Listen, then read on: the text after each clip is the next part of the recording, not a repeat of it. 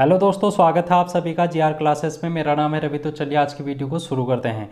दोस्तों आज हम बात करेंगे उत्तराखंड के पेपर हल की, और पेपर हल में हम 9th पेपर है जो कि आज करेंगे। इससे पहले हमने 8 पेपरों को हल कर दिया है जो कि यूके पीएससी या फिर यूके एसएससी के द्वारा प्रीवियस ईयर में कंडक्ट कराए गए थे।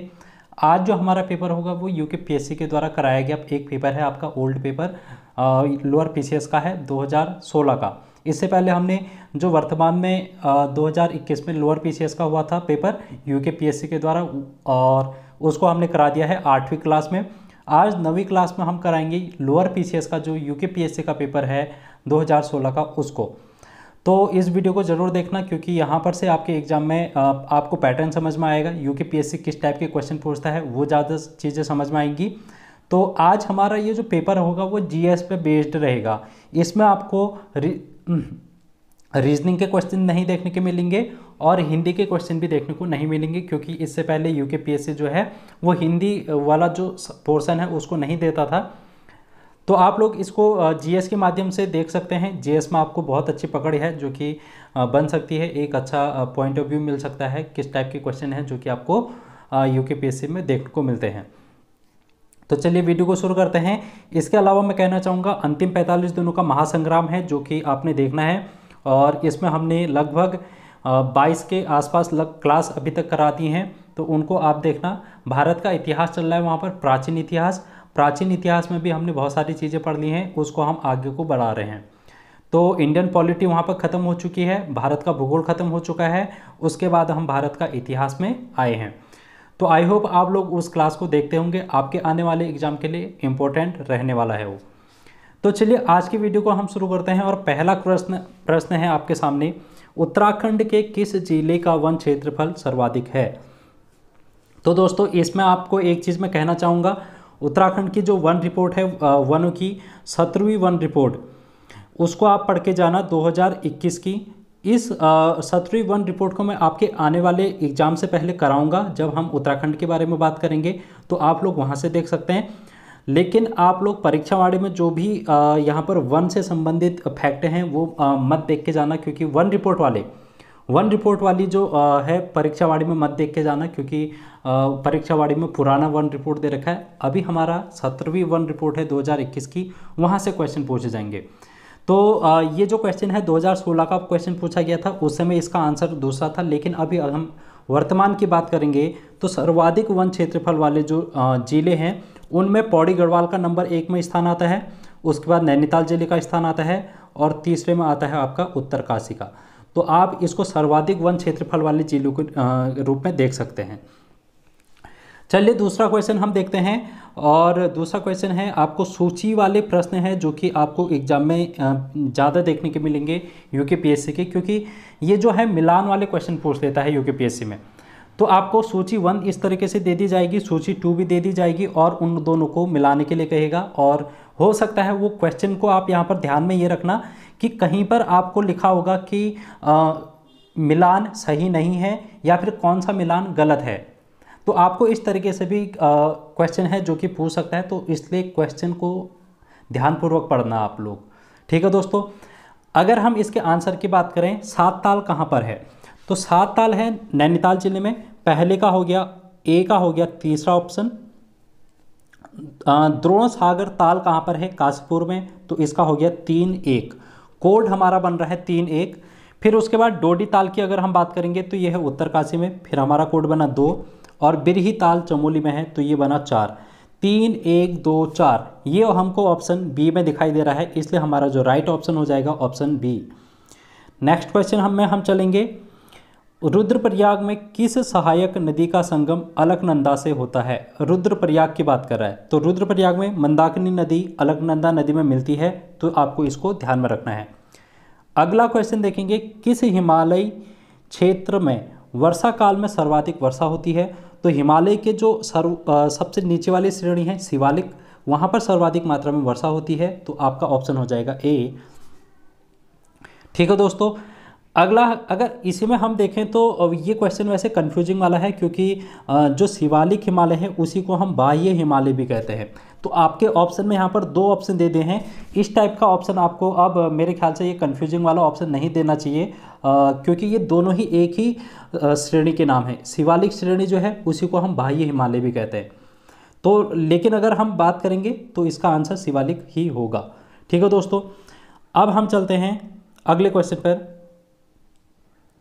चाय की खेती के लिए कौन सी मिट्टी सर्वाधिक उपयुक्त है? चाय की खेती, तो ये है हल्की, चिकनी और कछारी मिट्टी।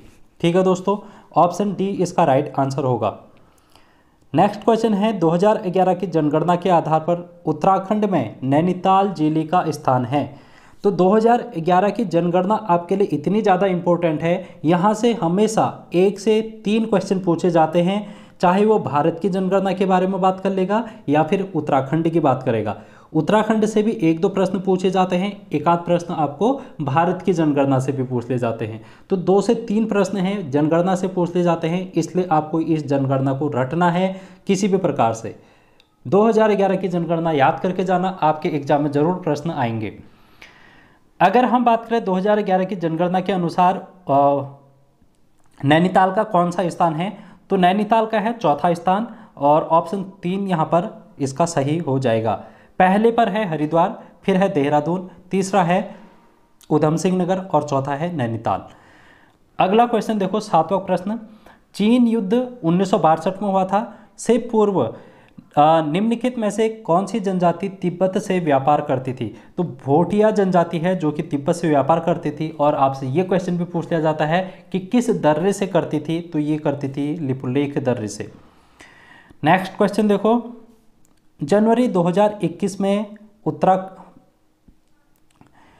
उत्तराखंड की जनता ने किस स्थान पर कुल्ली बेगार न देने की शपथ ली थी? तो जनवरी 1921 की अगर हम बात करें तो वहाँ यहाँ पर कुल्ली बेगार प्रथा जो है 13 से 14 जनवरी, ये भी डेट भी आपसे पूछी जाती है, 13-14 जनवरी, और ये बागेश्वर पर है। ठीक है दोस्तों, और किस नदी के किनारे है ये आप कमेंट बॉक्स में जल्दी से बता दो। अगला क्वेश्चन है, नदी जिस पर कोटेश्वर बांध निर्मित है किया जा रहा है, कोटेश्वर बांध कहाँ पर निर्मित किया जा रहा है ये आपको बताना है। और ये है आपको देखने को मिलेगा भागीरथी नदी पर, जहाँ पर टिहरी बांध है, वही टिहरी बांध का ही हिस्सा है एक तरीके से देखा जाए तो। अगला क्वेश्चन है, उत्तराखंड में प्रथम डेयरी संघ की स्थापना कब की गई थी, मतलब कहाँ पर की गई थी? तो ये की गई थी हल्द्वानी में, ऑप्शन डी। नेक्स्ट क्वेश्चन देखो 11वां, उत्तर प्रदेश जमींदारी उन्मूलन और भूमि सुधार अधिनियम कब पास किया गया? तो ये क्वेश्चन मैंने आपको बिनसर ईयर बुक की एक सीरीज़ कराई थी जिसमें उत्तराखंड मांगे भू कानून मैंने बताया था। तो भू कानून में हमने देखा था कि अभी भी उत्तराखंड में 1950 के जो उत्तर प्रदेश जमींदारी उन्मूलन और भूमि सुधार अधिनियम है उसी के तहत अभी भी बंदोबस्त किया जाता है। अगर हम बात करें नेक्स्ट क्वेश्चन की, तो ये पूछ रहा है गढ़वाल मंडल की स्थापना कब की गई थी? तो 1969, ऑप्शन बी राइट होगा। नेक्स्ट क्वेश्चन देखो 13वां, उत्तराखंड विधानसभा में अनुसूचित जनजाति के लिए कितने स्थान आरक्षित रखे गए हैं? तो अनुसूचित जनजाति पूछ रहा है, एसटी पूछ रहा है, तो अनुसूचित जनजाति के लिए 2 स्थान और 13 स्थान एससी के लिए। इस प्रकार टोटल हो जाते हैं 15 स्थान जो कि आरक्षित रखे गए हैं। उत्तराखंड पुलिस का ऑपरेशन स्माइल मुस्कान योजना किससे संबंधित है? तो ये है बच्चों से, और ये 2015 के समय में ये योजना को लागू की गई थी उत्तराखंड में 2015-16 में। तो आपको इस तरीके से इसको याद करना है। अगला क्वेश्चन है, मुद्रा राक्षस जिनका जून 2016 में निधन हुआ था वह क्या है? एक प्रसिद्ध उपन्यासकार थे, ये आपको ध्यान में रखना है। ये क्वेश्चन आपसे नहीं पूछा जाएगा क्योंकि 2016 का करंट अफेयर है ये। अभी आपको जो करंट अफेयर पूछे जाएंगे 20, 21 या फिर 22 के पूछे जाएंगे।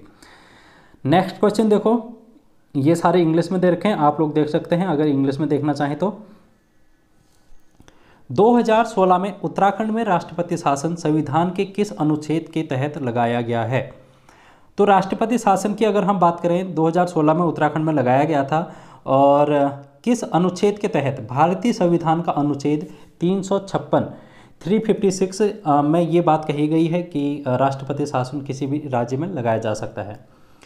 नेक्स्ट क्वेश्चन देखो, ब्रेड जिसको हम डबल रोटी कहते हैं उसमें एक हानिकारक रसायन का प्रयोग किया जाता है, उस रसायन का नाम आपको बताना है। तो वो होगा पोटेशियम ब्रोमेट, ऑप्शन बी इसका राइट आंसर हो जाएगा। नेक्स्ट क्वेश्चन देखो, उत्तराखंड का प्रथम नर जातीय समूह किसे माना जाता है? तो ये माना जाता है कोल को, उसके बाद किरात, फिर खस, इस तरीके से। नेक्स्ट क्वेश्चन, पवार शासकों की प्रथम राजधानी कहाँ थी? तो पवार शासकों की प्रथम राजधानी option A Srinagar. Next question है, गढ़वाली समाचार के संपादक कौन थे? तो ये थे विशंबरदत्त चंदोला। यहाँ पर अगर हम गढ़वाली समाचार की बात करेंगे तो 1905 गढ़वाल यूनियन के द्वारा इसको संपादित किया गया था। तो ये चीज़ें हैं जो कि आपको ध्यान में रखनी है। नेक्स्ट क्वेश्चन देखो, उत्तराखंड का स्वतंत्रता संग्राम सेनानी पेशावर कांड का नायक कहलाता है। तो पेशावर कांड के नायक के रूप में किनको जाना जाता है? तो ये है वीर चंद्र सिंह गढ़वाली। ऑप्शन 3, 23 अप्रैल 1930 पेशावर कांड हुआ था, ये भी आपको ध्यान में रखना है। नेक्स्ट क्वेश्चन देखो, किस वर्ष में टिहरी रियासत का स्वतंत्र भारत में विलय हुआ था? तो 1949 1 अगस्त 1949 को टिहरी रियासत का यहाँ पर भारत में विलय किया गया था। उस समय यहाँ के कौन राजा थे, ये आपको कमेंट बॉक्स में बताना है। ठीक है दोस्तों, टिहरी रियासत के उस समय राजा कौन थे? नेक्स्ट क्वेश्चन ये पूछ रहा है कि खेल रत्न पुरस्कार 2016 में किनको दिया गया था? तो 2016 का अब नहीं पूछा जाएगा, याद भी नहीं करना है, इसलिए आप इसको नेगलेक्ट कर सकते हैं। बट अगर आप देखना चाहें तो ऑप्शन बी इसका राइट आंसर होगा। नेक्स्ट क्वेश्चन है, यूनेस्को द्वारा 2016 में विश्व धरोहर सूची में किसको शामिल किया गया था? विश्व धरोहर सूची आप लोग याद करके जाना। मैंने 45 दिनों का जो महासंग्राम है उसमें लूसेंट विविध का निचोड़ जो करा रखा है 3 से 4 क्लास, उनमें मैंने विश्व धरोहर सूची भी करा रखी है, आप लोग जाके देखना। और इसका जो राइट आंसर हो जाएगा वो हो जाएगा 2016 में नालंदा विश्वविद्यालय का पूरा स्थल, 2016 की ये बात कर रहा है। अब आपसे क्वेश्चन ये पूछा जाएगा 2019 का, और 2019 में 2 स्थल हैं जो कि आपको ध्यान में रखने हैं। पहला है धौलावीरा जो कि हड़प्पा कालीन स्थल है, दूसरा है रमप्पा जो कि तेलंगाना में है। ठीक है दोस्तों, रमप्पा मंदिर। नेक्स्ट क्वेश्चन देखो, 2011 की जनगणना देखो, एक क्वेश्चन फिर से पूछ लिया गया है जनगणना से। 2011 की जनगणना के अनुसार जनसंख्या की दृष्टि से उत्तराखंड का कौन सा स्थान है? तो उत्तराखंड का स्थान जो है वो 20वां स्थान था 2011 की जनगणना के अनुसार।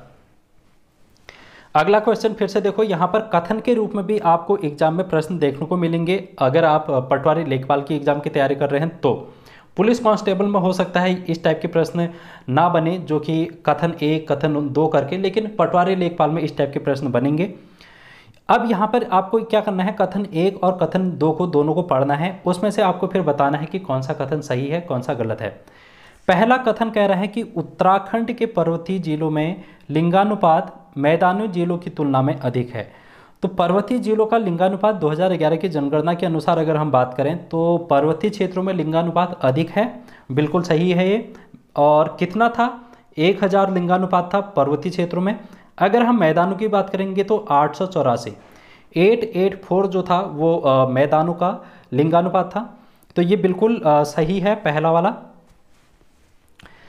दूसरा क्या कह रहा है, पर्वतीय जिलों से पुरुष रोजगार की तलाश में पलायन करते हैं। तो ये भी बिल्कुल सही है, पर्वतीय जिलों के पुरुष जो हैं रोजगार की तलाश में पलायन करते हैं, बिल्कुल सही बात है ये, अगर हम वर्तमान परिदृश्य की बात करें तो। लेकिन इसका आंसर जो है यहाँ पर ऑप्शन सी किया गया था। हो सकता है 2016 की जो पलायन रिपोर्ट होगी उस समय ये पुरुष यहाँ पर रोजगार की तलाश में पलायन करते होंगे, ऐसे आंकड़े उस समय नहीं होंगे, उस समय कम होगा। लेकिन वर्तमान की दृष्टि से तो देखा जाए तो पलायन यहाँ पर रोजगार की तरह दृष्टि से ही ज़्यादा किया जाता है। तो इसलिए इसके यहाँ पर जो राइट आंसर हो जाएगा, दोनों ही कथन सही हैं, ऑप्शन ए।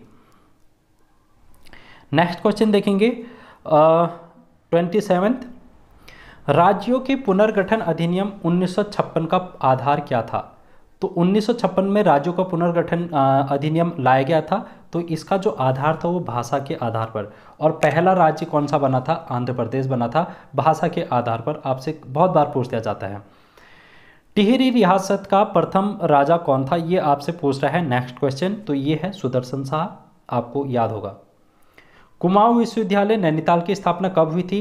ये हुई थी 1973 और गढ़वाल विश्वविद्यालय की स्थापना भी 1973 में ही हुई थी, ये भी आपको ध्यान में रखना है। नेक्स्ट क्वेश्चन देखेंगे और ये क्वेश्चन है उत्तराखंड में IIM कहाँ स्थित है? तो काशीपुर में इसका राइट आंसर होगा। नेक्स्ट क्वेश्चन है उत्तराखंड जो राज्य लोक सेवा आयोग है UPSC की बात किया जा रहा है यहाँ पर, जिसका आप एग्जाम देने जा रहे हो उसी की यहाँ पर बात कर रहा है। और ये क्या क्वेश्चन है, ये जो आयोग है अपनी कार्यों की वार्षिक रिपोर्ट किसको देता है? अपने एक वर्ष की जो रिपोर्ट तैयार करेगा वो किसको प्रस्तुत करेगा? तो ये करेगा राज्य के राज्यपाल को, राज्य के राज्यपाल को, ऑप्शन सी। नेक्स्ट क्वेश्चन है राज्य के मुख्य सूचना आयुक्त का कार्यकाल कितने वर्ष का होता है? तो ये आपको एग्जाम में इस टाइप के प्रश्न देखने को मिलेंगे, चाहे राष्ट्रपति पूछ ले, राज्यपाल पूछ ले, राज्य आयुक्त का पूछ ले, कोई भी क्वेश्चन है यहाँ पर से पूछा जा सकता है। हाई कोर्ट के न्यायाधीश को पूछ सकता है, सुप्रीम कोर्ट के न्यायाधीशों का कार्यकाल पूछ सकता है। तो ये सारे चीज़ आपको याद करनी है और ये मैंने आपको इंडियन पॉलिटी अंतिम 45 दिनों का महासंग्राम में करा रखा है। तो इसका जो राइट आंसर हो जाएगा ऑप्शन ए, 5 वर्ष या फिर 65 वर्ष की आयु तक। नेक्स्ट क्वेश्चन है भारतीय संविधान का कौन सा अनुच्छेद पंचायतों के कार्यकाल की व्यवस्था करता है? तो पंचायतों के कार्यकाल की अगर हम बात करेंगे तो भारतीय संविधान का अनुच्छेद 243 243 और ये पंचायती राज की बात करता है। हमने देखा था यहाँ पर जब हम भारत का संविधान पढ़ रहे थे, भारत की पॉलिटी को पढ़ रहे थे, उसमें हमने यहाँ पर सारी चीज़ें डिस्कस की हैं। आप लोग जाके देखना अंतिम 45 दिनों का महासंग्राम, डे 1 से लेकर डे 6 तक हमने इंडियन पॉलिटी को ख़त्म कर दिया था। अगला क्वेश्चन है उत्तराखंड के किस मुख्यमंत्री ने पंचायतों में महिलाओं के लिए 50% स्थान आरक्षित किया था? तो ये थे BC Khanduri, Bhuvan Chand Khanduri, right answer option D. अगला क्वेश्चन है 2014-15 में किस राज्य की प्रति व्यक्ति आय सर्वाधिक थी? तो ये उत्तराखंड की थी, इसलिए ये क्वेश्चन पूछा गया था। वर्तमान में इसका आंसर यहाँ पर बिल्कुल ये आपको नहीं आएगा, मतलब ये क्वेश्चन आपके एग्जाम में नहीं आएगा उत्तराखंड का 2014-15 के आंकड़े। अगला क्वेश्चन है उत्तराखंड मंत्रि परिषद में मुख्यमंत्री सहित अधिकतम मंत्रियों की नियुक्ति की जा सकती है? तो उत्तराखंड में मंत्रि परिषदों की संख्या अधिकतम 12 हो सकती है मुख्यमंत्री को मिलाकर। नेक्स्ट क्वेश्चन देखो, कौन सा देश भारत के साथ सबसे लंबी अंतर्राष्ट्रीय सीमा साझा रखता है?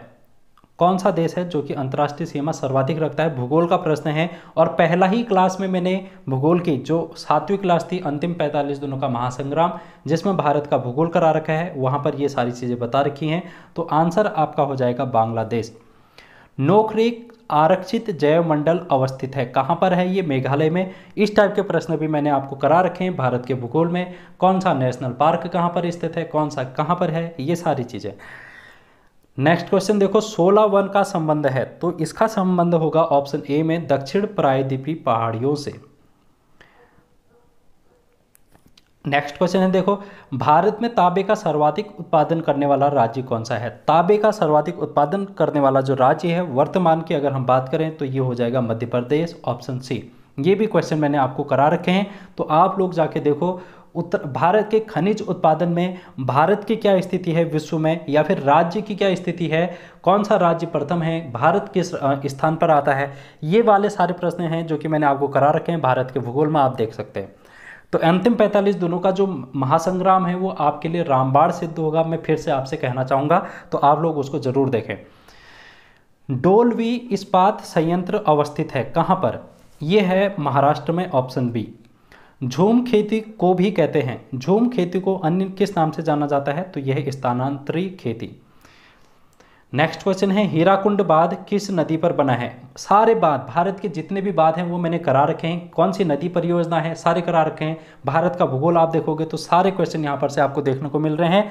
तो आपके लिए वो सारी वीडियोज हैं जो कि रामबाण सिद्ध होंगी, आप लोग जरूर जाके देखें भाई। हीराकुंड की बात करें अगर हम, तो महानदी उड़ीसा में है ये। अगला क्वेश्चन, कौन सा भारतीय राज्य आंशिक रूप से हिमालय व आंशिक रूप से मैदान में स्थित है?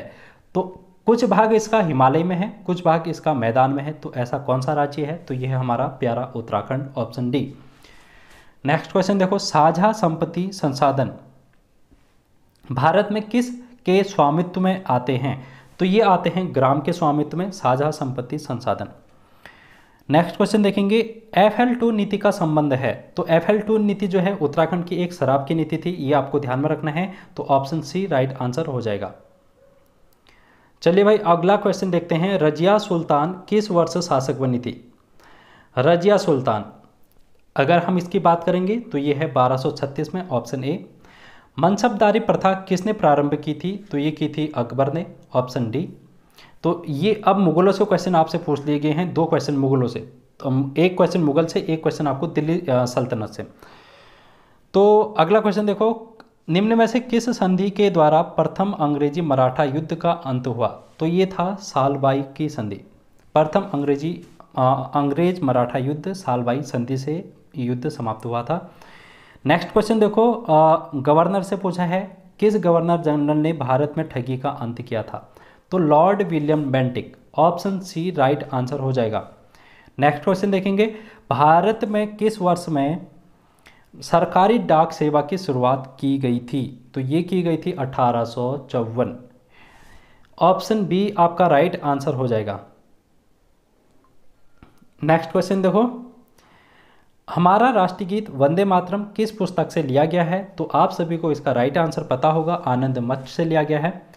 नेक्स्ट क्वेश्चन है, धन के बहिर्गमन के सिद्धांत को निम्नलिखित में से किसने प्रतिपादित किया था? धन का बहिर्गमन, ठीक है, ड्रेन ऑफ वेल्थ। तो ये है दादा भाई नेहरू ने, आपको राइट आंसर डी मिलेगा। नेक्स्ट क्वेश्चन है, बौद्ध धर्म में त्रिरत्न क्या इंगित करता है? तो बौद्ध धर्म मैंने आपको करा दिया है, आप लोग जाके देखें। भारत का यहाँ पर इतिहास में बौद्ध धर्म जैन धर्म दोनों करा दिए हैं, अंतिम 45 दिनों का महासंग्राम जो चल रहा था उसमें।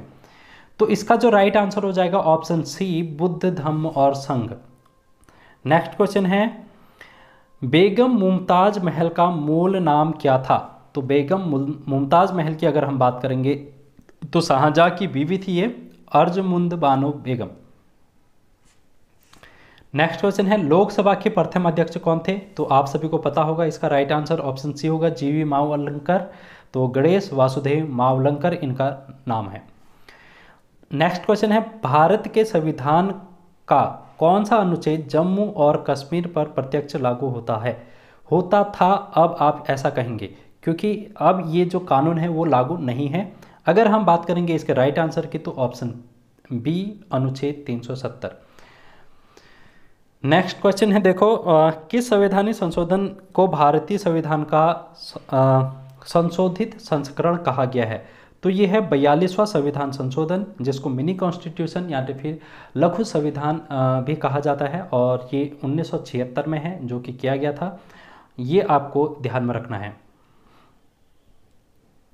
अगला क्वेश्चन देखेंगे 59th, डॉक्टर अंबेडकर के अनुसार किस अनुच्छेद को भारतीय संविधान की आत्मा कहा गया है?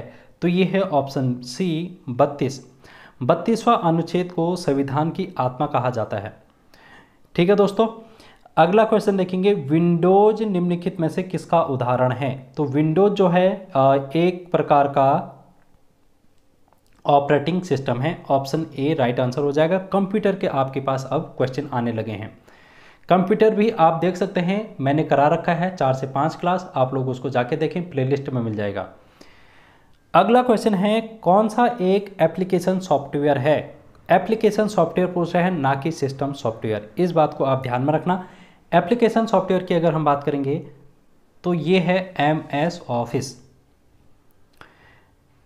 MS ऑफिस आपका राइट आंसर हो जाएगा। ठीक है दोस्तों,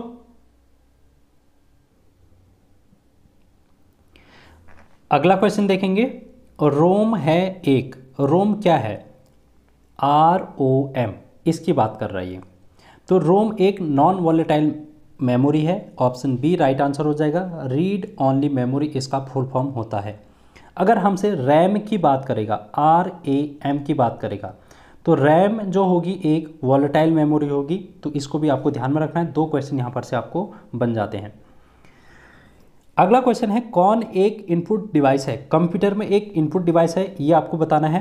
तो स्कैनर जो है एक इनपुट डिवाइस है, बाकी आपको जैसे प्लॉटर दिखाई दे रहा है, प्रिंटर या फिर मॉनिटर, ये सभी क्या है? आउटपुट डिवाइस है। अगला क्वेश्चन देखो, कुतुब मीनार की ऊंचाई कितनी है? तो कुतुब मीनार की ऊंचाई की अगर हम बात करेंगे 72.5 मीटर, 72.5 मीटर। नेक्स्ट क्वेश्चन देखो, इंटरनेट एक्सप्लोरर है एक, जो इंटरनेट एक्सप्लोरर होता है वो क्या है? वो एक वेब ब्राउज़र है, ऑप्शन सी। अगला क्वेश्चन है, भारत में प्रधानमंत्री जो मुद्रा योजना है कब प्रारंभ की गई थी? 15 सितंबर 2014, ऑप्शन ए बी इसका राइट आंसर हो जाएगा। अगला क्वेश्चन है जो आपको नहीं पूछा जाएगा, प्रधानमंत्री उज्ज्वला योजना की कुल बजट राशि पूछ लिया गया था उस समय, तो ये आपको नहीं पूछा जाएगा। उसके बाद 2016-17 में भारत का वित्तीय घाटा कितना था? ये भी नहीं पूछा जाएगा। हम चलते हैं अब अगले क्वेश्चन में। इस सूची में उत्तराखंड की किन जातियों को अगस्त 2015 में सम्मिलित किया गया था? तो यहाँ पर है कहार और तंवर सिंघारिया। ठीक है दोस्तों, ऑप्शन बी आपका राइट आंसर हो जाएगा। नेक्स्ट क्वेश्चन देखो, निम्नलिखित में से किस वर्ष भारत में खाद्यान्नों की उत्पादन न्यूनतम था? तो ये क्वेश्चन आपको ध्यान में रखना है और इसका जो राइट आंसर हो जाएगा 2009-10 में भारत में खाद्यान्नों का उत्पादन जो था वो न्यूनतम था। 71 क्वेश्चन, प्रधानमंत्री सुरक्षा बीमा योजना के अंतर्गत प्रीमियम राशि कितनी होती है? तो इसका राइट आंसर हो जाएगा ऑप्शन सी 12 रुपया प्रति वर्ष। नेक्स्ट क्वेश्चन है 72, वह भारतीय राज्य जिससे होकर कर्क रेखा नहीं गुजरती है। तो कर्क रेखा कहाँ से होकर नहीं गुजरती है? ये कर्क रेखा मैंने आपको बताई थी, एक ट्रिक भी बताई थी, और वो ट्रिक थी मित्र पर गमछा झाड़, मित्र पर गमछा झाड़। तो इस तरीके से आप इसको ध्यान में रखेंगे तो इसका जो ऑप्शन बी है उड़ीसा, वो राइट आंसर हो जाएगा, जो कि कर्क रेखा से नहीं गुजरता है।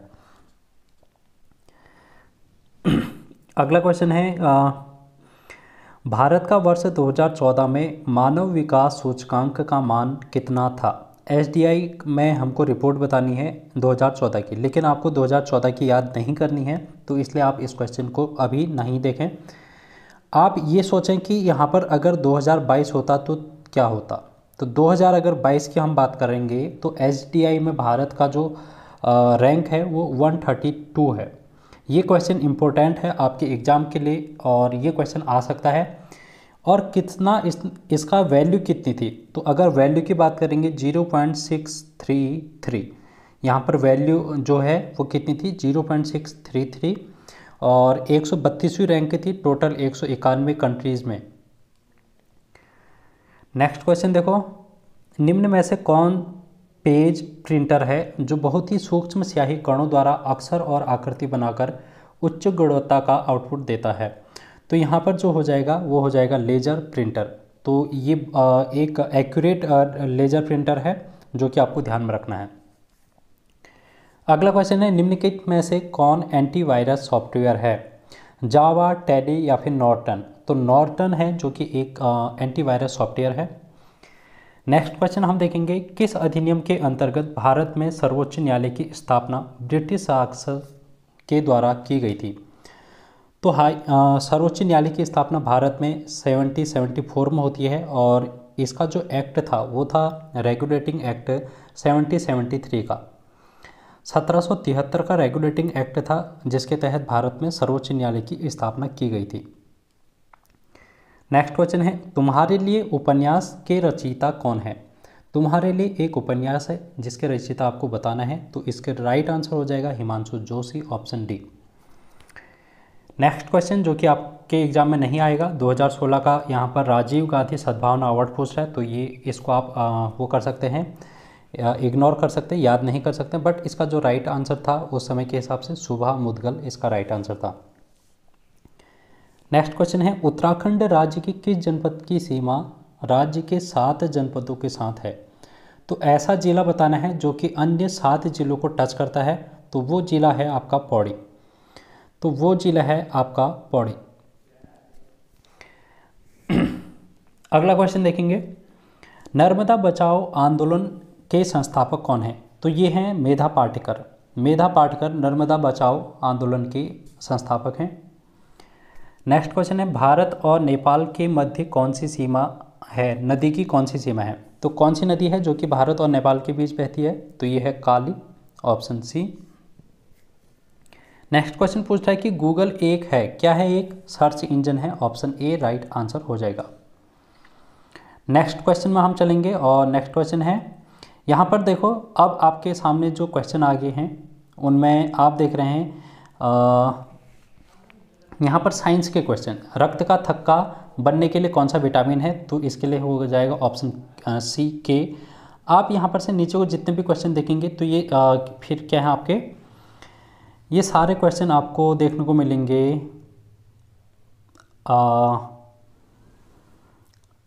थोड़े तो हैं इसमें साइंस के और कुछ है करंट अफेयर के जो कि 2016 के हैं। तो हमको इन क्वेश्चनों को नहीं करना है क्योंकि साइंस के क्वेश्चन आपके एग्जाम में नहीं बनेंगे, तो आप लोग इसके लिए निश्चिंत रहें।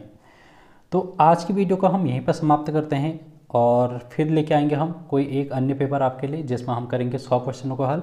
तो आज की वीडियो में इतना ही। Thank you so much.